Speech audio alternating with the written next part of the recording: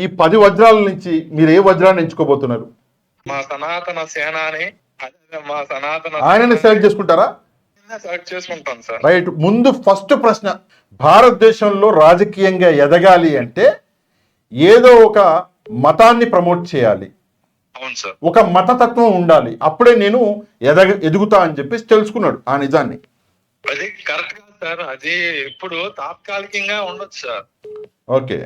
తాత్కాలికంగా అది నాకు పని చేయొచ్చు. తాత్కాలికం ఏముంది సార్, నిజమే కదా. ఇప్పుడు ముస్లిం మత పెద్దగా అసదుద్దీన్ ఓవైసీ అనేటటువంటి వ్యక్తి మత రాజకీయం చేస్తున్నాడు. ఈరోజు ఎంపీగా సంవత్సరాల నుంచి ఉన్నాడు. అవును సార్. హిందువులకి పెద్దలుగా బీజేపీ నాయకులు ప్రధానమంత్రులే అయ్యారు. ఇక్కడ ఇది హిందూ జిల్లాలో ఇది అవ్వదు సార్. ఓకే. మన ఆంధ్రప్రదేశ్ లో అయితే ఓకే, ఆంధ్రప్రదేశ్ లో నడవదంటారు.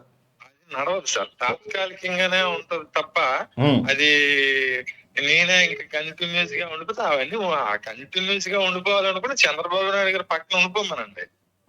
కింద నిన్న దీని వల్ల నా సిద్ధాంతం ఇది, నాకు అది, నాకు నేను అదే ఇది ఇంకా ఇవన్నీ కబుర్లు చెప్పడం శుద్ధ దండగా.